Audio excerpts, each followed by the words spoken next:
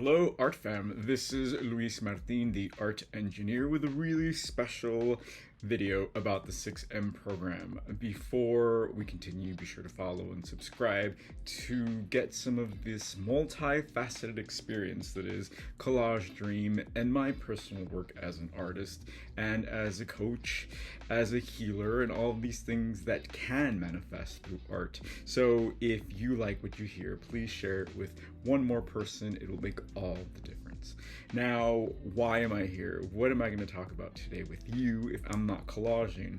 Well, collaging is one very small part of a larger pie, right? If you're an artist, you know this, that the work is one thing, and then after it's done, it has a whole life of its own. We have lives that somehow or the other go on, either very much related to our artwork or completely separated. That's completely up to each and one of us. There's no wrong or right answer. I come bearing gifts and lots of ideas about how to create a successful art life, art career, art practice. That is how I created the 6M program. Now, the 6M program stands for 6 months. It's a 6-month program that is project-based. We start in January and in July. We end in June and in December. They're both similar but slightly different because it's a different season and different energies are in the air, and that matters to me. And if you are watching this, that probably matters to you too. So this is a journey that we go through together. Now, why should you listen to me? I'll tell you why. So I am about to turn 43 years old at the time that I am recording this. I've been an artist all of my life, and I don't say that lightly. I was that chunky little monsterish looking child that, was bullied, had a shaky home life, and had nothing because he was dyslexic, he was, bullied, all these other things that were not fun. But I had art. I had amazing educators who saw that art would be my life raft, and they threw it at me and I caught it, and it saved my life. So it's been my muscle, it's been my loudest voice, it's been my magical powers since I was a kid, and I'm very grateful for that. And I believe with all of my heart that if you have a calling, if you are being called to be an artist, if you are an artist, you have the power to move mountains, to heal yourself, and welcome others to great ideas, and it's never ending. So that is where I come from. So from that, school was horrible. I'm a brilliant person, but I can't take a test. I can hardly write. So art really gave me the vehicle to move forward and propel me through life, because I knew this of myself very early because of art. Because I was so good at one thing and so bad at other things, I was like, you know what, let me go to where I know I'm really good. And I developed those skills very well, and I was nurtured again by amazing art educators, and it was such a gift. So I want to give that to you. So when I was a teenager, I started working in museums, and I learned the ropes very quickly. When I was 16, I started giving tours to my peers and to teachers. I started working in other museums in LA, so much to the fact that when I graduated high school at 19, because I was that behind, I just picked up and left LA, moved to New York with no prospects, a letter of recommendation, literally printed, sealed, signed, the way we used to do it. And I came to New York, and I just handed my resumes to all of the museums in my guidebook. That's how it was then. And I got a job within 3 weeks, and I started working. I had no college degree, but I was a great educator. I was a great teacher, and it was great. But I knew I needed to pursue my higher education for myself. And I started seeing things that kind of worried me about where I fit in the broader picture, and I'll share that a little bit more in a second. So soon after that, I applied to college. I applied into a really good school here in New York. Actually, I applied to the best school in the country in Chicago just to see if I can get in. I did, but I wasn't moving to Chicago because I'm here. So I applied to the school, got in, quit my job at the museum, started going to art school, and then September 11 happened. I was in class when it happened, and a few days after that, just thinking about God, all these people it's a different world, right? It's a different world. Um, I thought, I don't know how much money I'm gonna owe this institution. I kind of just wanted to go to school because I thought I had to. So let me find out how much I'm gonna owe. So at that time, it was like $34,000 a year, if not more. And I thought, no, that's not going to happen. That's not going to work. Because I had already worked with artists who had gone to art school, and I saw how hard they were having it, finding jobs at museums as artists. So I knew that wasn't going to work. So I dropped out immediately. Thank goodness. Again, beautiful people in my path. Listen, when you expect magic, you will find magic. This beautiful woman in the administrative office said to me, write a letter saying why you're leaving, and they'll let you off the hook. So don't worry about it. I did it and it worked, and I've been so grateful because I'd still be in debt, I think. So left that. Then I started working for museums again. I worked at MoMA, and here's the thing: I'm probably the only person who moved to New York to rest. Like I said, I come from a very dark area in my past. Growing up in LA, I really just wanted to get away. I needed space to grow. I needed a new context for myself. So when I came to New York, it wasn't to be this amazing artist. It wasn't to show in galleries. It really was just to get away and heal, right? So it took me at least 10 years, honestly, to get over it, because I was going through the PTSD of that experience in LA as a child, and then I came, and then September 11 came, and that really messed me up again. I was okay, but mentally, being less than a mile away, I mean, it was just bad. So it took me a long time to kind of get my bearing, honestly. So during that time, I was obviously working at museums and all these things. But here is the thing. I realized early on at the museums, even in LA, at the museums here, that there is a very specific route that you are to take, or they tell you that you can take, right? If you're an artist, sure, you go to art school to be taken seriously, but then you owe tons of money, and then you have to beg to galleries to represent you, and that's the standard way of going, right? And nowhere in my education as an artist and formal education did they talk about money or how to earn a living. And if you did get a job, they looked down on you because you weren't a full-time artist. So that was gross. On top of that, the artists that were in galleries were cis white men. That is the truth, right? So if you did get into the galleries, there was usually room for only one outliner, right? If there's one Latino, they don't want another one. If there's one collage artist, they don't want another one. There's a woman, oh, okay, let's put one more. There's all these caveats, right, that go into the mainstream of what art is. That did not fly for me. The final moment, the final straw that broke the camel's back was at MoMA. It was a great place to work. They paid fantastically. You have amazing resources.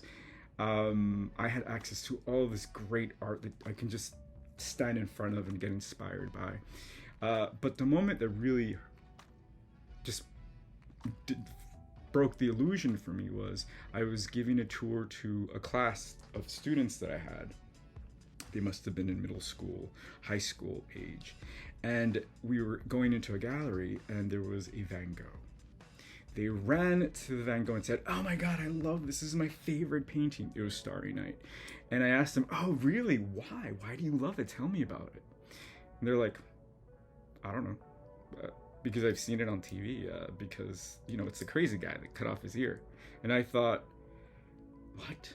That's like, you've literally been programmed to like Frida, to like Andy Warhol, to like Van Gogh, just because we want to sell you socks and stickers and books that really are not telling you anything about your creative potential, about how you can use art to see the world. And I thought, I'm on the wrong side of this. This isn't what I want to teach. I don't want to teach people about art as a mental illness condition, as a capricious action, right? There's more power to art than that. So you might think, well, why did you just quit art altogether, right? Well, I believe in art. But I did have one redeeming experience in my childhood that changed everything for me. When I was in middle school, I had a great teacher who got me into summer art camp, and long story short, it changed my life. I was away for a month at this college. It was CSSA, CSSSA, California State Summer School for the Arts. And you live there for a month, and they have planned everything, right? They've thought of everything. There's performances every day. The food's there. The art material is free. Everything. Just go create. And I believed it. I thought, oh, this is what art school is going to be like, right? Like, all the teachers are going to be invested in you, and they're going to want you to succeed. I'm like, that's who I want to be. I want to be part of this world. And it was amazing. Then when I went back to the real life, it was a far cry from that. Even in art school, I went to art school here in New York, to a horrible school. I just needed a piece of paper. All the teachers were just waiting for retirement. All of the teachers were just waiting to go through the motions. I remember having a conversation with one of my teachers, and I asked them, is your son an artist? And she's like, oh God, no, I would never let him be an artist. I was like, what? I was taken aback. I was like, what do you mean? You're an artist, I told her. And she's like, yeah, but I need him to make a living. I thought, oh, okay, this is my educator. This is the people who's teaching me how to be an artist. No, that was disgusting. No, absolutely not. And then I had another moment where another teacher was like, well, you're lucky. And I was like, oh, why? Well, because you're Latino. Because you have people are, going to want to buy your work and put bright colors and stuff. And I was like, disgusting. So there's all these things that are part of the main system, right? I'm not saying all art schools are that way, but all art schools operate and function within that system, right? And if you are an artist going to art school, if you are studying art history, I don't have to tell you, you know this.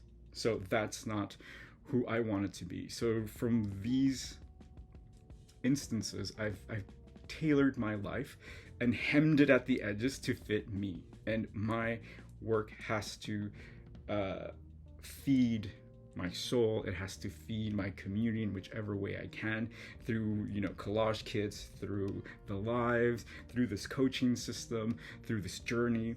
So that's where I'm coming from. Another part of my journey that's very important, that really shapes what I do, because it's not enough for me to be in my beautiful studio and just make collages and call it a day and sell them. There's a huge part of me that has to leave the door open. Like I said, I come from a dark place, and I can smile about it now. But I have siblings. I have 5 siblings, all have different fathers. And I didn't grow up with them. I knew they existed, and we were pals. I'd see them once in a while. And I was the more fortunate one. I had a very stable father. He was great. He was very creative. He was supportive. But I always wanted more for my siblings. And they just didn't have that access. I did. And I knew what having access to ideas, to systems, to plans, to encouragement could do. So I want to offer that to you if you're willing to take it, just like I offered it to my siblings. Some of them took it, some of them didn't. It's a long story, but that is a huge part of my mission, to leave the door open. So if you want to come through it, you are more than welcomed. If you're not ready for it, you're not ready for it. But guess what? I know something that you don't, and you know something that I need to know. So let's get together and find this out and make beautiful things. So that's a little bit of my backstory. Who are you? What artist am I talking to? Because, like I said, there's tons of ways to being an artist. None of them are wrong, none of them are right. It has to fit you. And unfortunately, we have a very narrow idea of what an artist is. And it's stupid. It's a one size fits all, which makes absolutely no sense because there is no such thing as one size fits all when we're talking about reality here in the real, right? So who are you? You are willing and know that it's time for you to step up, to level up, to transform. Now, I'm not saying that we can transform overnight because that doesn't happen. Remember Cinderella when her fairy godmother gives her that dress? Because the fairy godmother gave her the dress, what happened at midnight? It disappeared. Because that wasn't her magic. That was her fairy godmother's magic. The fairy godmother needs to teach her how to make that magic for herself. I'm gonna be your fairy godmother.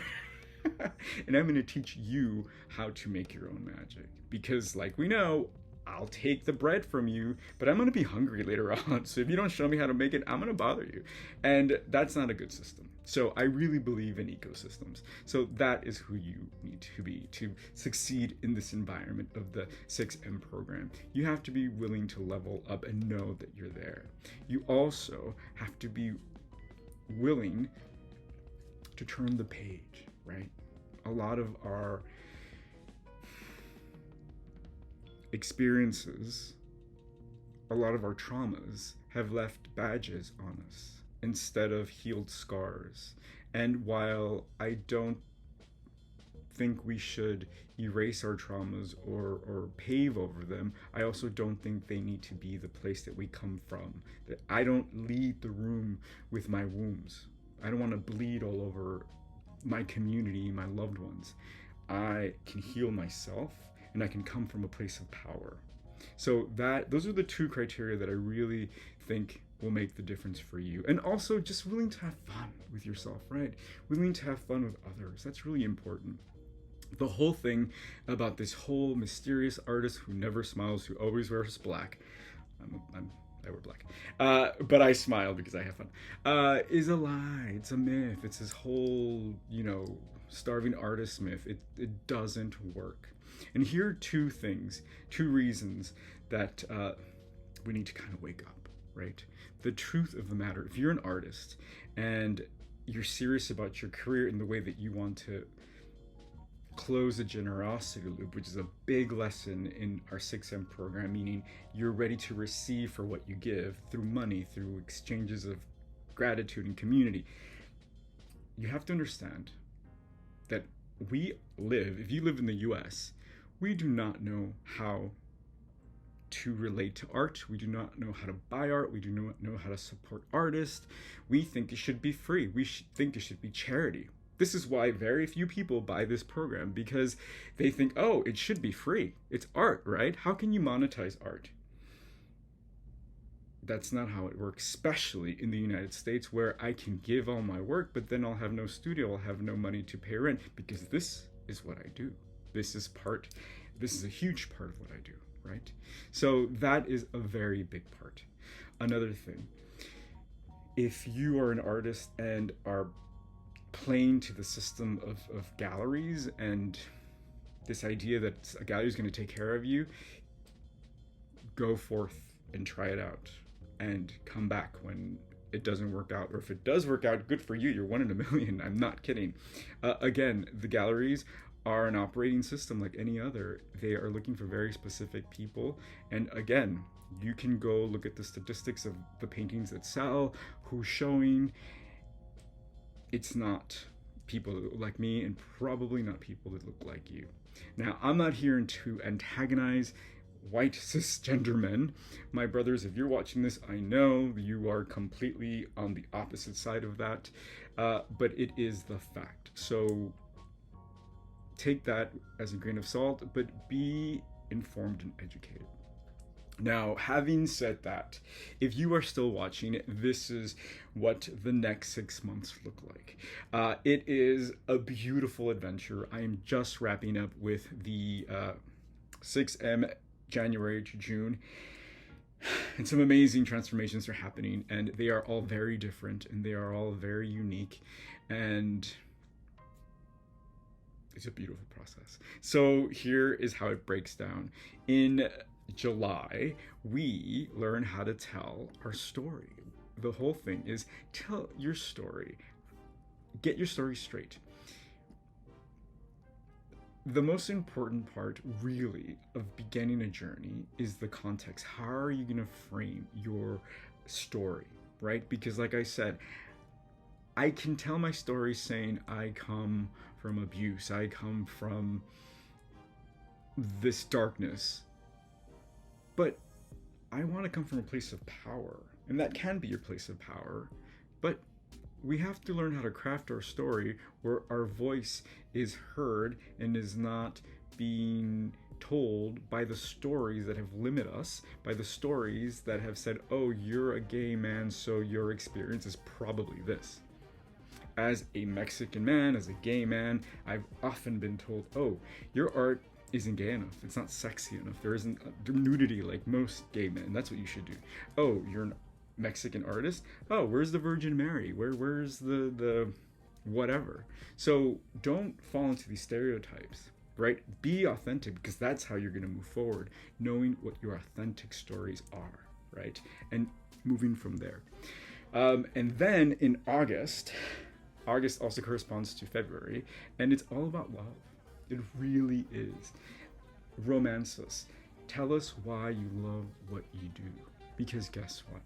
Any moment that you have a clearer picture of yourself, you become strong. No one can question you when you know who you are. There's nothing stronger than a person who can see themselves clearly. And any time that you have a wobble, that you feel unsure, that you are scared, because these are things that happen to us all. But when we go there, we have our mission, we have our why, we have the love of why we do what we do, and we have to remember that. And once you identify that and put it in your own words, this is kind of like your bulletproof vest that gets you through everything. So this is August. In September, we curate our dreams. You know, if I tell you, this is my goal, and this is really outlandish, and it took me a while to be okay with it, because, well, let me tell you what my goal is. I want a show on Netflix, just like Anthony Bourdain had his no reservations traveling show about food. I want mine to be a traveling show about art, where I talk to the communities, talk about art and how it unites us, and how the world is open to me. I've never seen the world open to a brown person that looks like me. I travel the world, and guess what? It's beautiful, and I can get in everywhere, but I've seen the other side. I've been stopped by police for no reason. I've been followed. I want to show the other side of that yes, we can do this. I want to normalize that, right? Guess what? If I tell this to the person down the street, what are they going to tell me? Who do you think you are? I've gotten that before. So you have to have the courage to speak up and say what you want, and believe yourself and hear yourself, and know how to go about it, know how to go for it, right? So that's why this is really important. So that's what we do in September. In October, we craft our art world, because the art world is not here in New York. It's not here in Brooklyn. As a matter of fact, the most exciting place in the world is right under your feet right now. That is the most exciting place in the world, because that's where you are. That's where everything can happen for you right now. And we have to know that. So we craft this world, and we do it together, and I show you how. In November, already November, time flies very quick. So I don't know what you have planned, but I have some ideas. So in November, I show you how to say it with conviction, how to put all of these things together and really say it, and how to say it, and who to say it to, right? Because you can tell me, and if you're looking for a system, I can help you. Yeah. If you're looking for a cheerleader, I'm your guy. But if you're looking to create a 8-foot statue out of marble and you need to figure out where to source it, I can help you, right? So I'm going to show you how to identify the people that you need in your life to help you, and not be afraid to approach them. I will give you the words. And then we're in December. In December, you show us what you got. I give you a project, a thesis project, where you put it all together and you show us what you got. All of the work that you've been doing. And let me tell you, the work you already started. You've been doing it all your life. We're just going to put it together these 6 months. Even if you've never had a show in your life, or if you've had tons of shows but still feel incomplete somehow or unsatisfied, it all comes into play through this system, and we give it context. So you show us what you got and you share it with your right audience. Because sometimes we create work and we don't share it. Or we'll put it on Instagram and we're like, this only got me 5 likes. Art is like baking. When you bake a cake, you don't just leave it in the oven and hope people will come. No. You open the oven, take it out, let everybody smell the wonderful aroma. Then you cut it. Then you show it off, then you invite people, then you ship it, then you make the coffee. I mean, there's a whole song and dance. We can't just hope that someone's gonna come and enjoy what we've made. No, there is a song and dance, and the song and dance can be fun, I promise. It sounds like work, and it is work, but it can be fun. The last part, and this is from here on after you take this 6M course, listen, you rinse and repeat, rinse and repeat. You don't take a shower just once and you're clean forever. No, you rinse and repeat. You do it over and over. You figure out what works and you do it again. You figure out what didn't work and you work on that and you make it better.